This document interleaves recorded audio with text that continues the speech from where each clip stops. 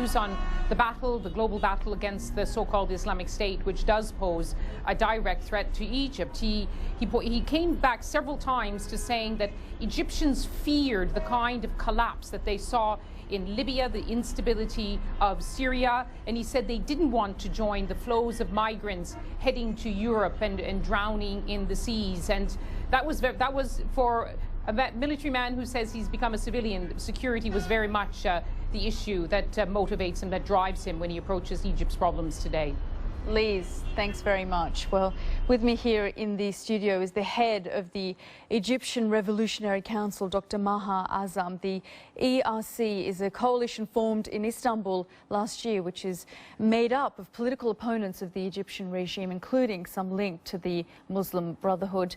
Dr. Maha, thanks very much for joining us here on the program. We were just hearing there from our chief correspondent there about the case that he's made, and you've just heard the interview. What do you make of his comments? Let me first of all correct the link with the Muslim Brotherhood. We have members from across the political spectrum, but there is no link with the Muslim Brotherhood as regards our organisation.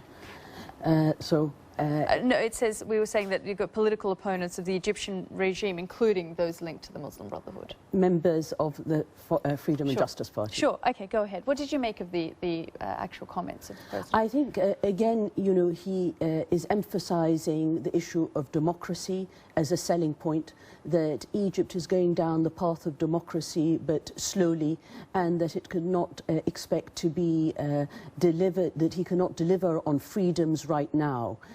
Essentially what we're seeing is a narrative that is contrary to the truth. You cannot have a democratic roadmap when you have over 40,000 political prisoners, when there is no freedom of assembly or freedom of expression, where there are emergency laws in place, where there are military trials, and where there are execution verdicts against opponents. The last parliamentary election saw a negligible turnout, and they happened in a climate of fear, and where the main political opponents are in prison. It's a sham of a democracy, and to sell this story to the West and to the United Kingdom is actually shameful. The other point which is important, and which he obviously emphasised, is that he is a bulwark in the fight against terrorism, that he can provide security. But essentially that very argument is flawed. It's flawed because the very violence that is used by this regime, the repression that we are seeing in Egypt, is breeding extremism and violence. But given the instability in the region, and we know that Egypt also has an extremism problem, doesn't the country need a strong man at this point in time?